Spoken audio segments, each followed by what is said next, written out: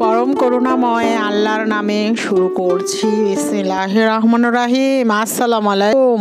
Welcome to my Fatema's cooking school. আমার এই রান্নাগুলো যদি ভালো লেগে থাকে লাইক, শেয়ার এবং সাবস্ক্রাইব করবেন। পাশে থাকা বেল আইকনটি বাজিয়ে যাবেন যেন আমার রান্না সবার আগে আপনার কাছে চলে যায়। আমি এখানে দেশীয় নদীর কই মাছ ভেজে নিচ্ছি।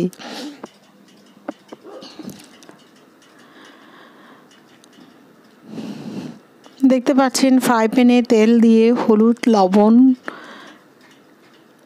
মাখিয়ে ভেজে নিচ্ছি। এখন আমি রান্না করব। পেঁয়াজ ও কাঁচামরিচ তেল দিয়ে নিয়েছি। খুবই ভালোভাবে ভেজে নেব পেঁয়াজ কাঁচামরিচ। নেড়ে চেড়ে নিচ্ছি।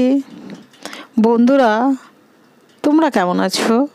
আলহামদুলিল্লাহ, আমি তো ভালো আছি। আমি নিজে ভালো থাকি, অন্যকে ভালো রাখার চেষ্টা করি। বন্ধুরা, তোমরাও নিজেরা ভালো থেকো, অন্যকে ভালো রেখো। শেষ আমরা ভালো ভালো কাজ করতে পারি, 5 ওয়াক্ত নামাজ পড়তে পারি, কোরআন পড়তে পারি, হাদিস পড়তে পারি এবং সৎ থাকতে পারি। এগুলো মেনে চললে জীবনে কোনো কিছুর প্রয়োজন হয় না। মা বাবাকে শ্রদ্ধা করতে পারি, আত্মীয় স্বজনের সাথে সম্পর্ক ভালো রাখতে পারি। সম্প্রতি যে করোনা ভাইরাস চলে এসেছে আমাদের দেশে, সতর্ক থাকা আর আল্লাহকে ডাকা ছাড়া আমাদের এখন কিছুই করার নেই। আল্লাহকে বেশি বেশি করে ডাকতে হবে। তবুও সতর্ক থাকার জন্য গরম পানি, ভিনেগার ও লেবুর রস দিয়ে বেশি বেশি করে খেতে হবে, বেশি বেশি করে পানি খেতে হবে।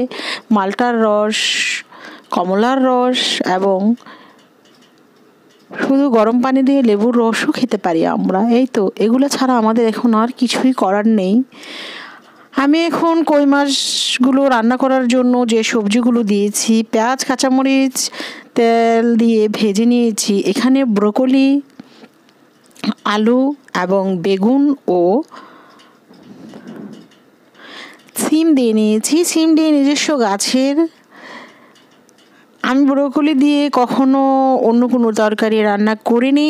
আমি থাই সবজিটা রান্না করে খাই, ব্রোকলি আর অন্যান্য থাই সবজি দিয়ে, কিন্তু ভালোই লেগেছে, খারাপ লাগেনি। আর শীতের সময় এটা আমি রান্না করেছি।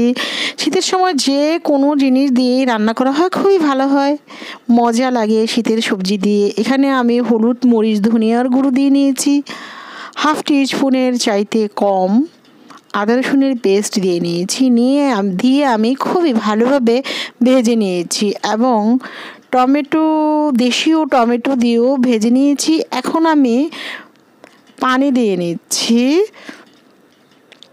এবং ভেজে রাখা কই মাছগুলো দিয়ে দিচ্ছি। আমার মেয়ে তো মাছ খায় না, শুধু আমরা দুজনে খাই, তাই অল্পই মাছ রান্না করি। আর মাছ তরকারি রান্না করে রেখে ফ্রিজে খাওয়া যায় না, একদিন দুবেলা, দুপুর রাত্রে। এই তো এখন আমি ধনিয়া পাতা দিয়ে দিয়েছি। মাংসটা অবশ্য 2 দিন 1 দিন রেখে ফ্রিজে খাওয়া যায়, কিন্তু মাছ তরকারি আমি রেখে তেমন একটা খাই না। এই তো আমি ধনিয়া পাতা দিয়ে নেড়ে চেড়ে নিয়েছি। আমার তরকারিটি রান্না হয়ে গেছে, দেশীয় কই মাছ রান্না। আসসালামু আলাইকুম সবাই।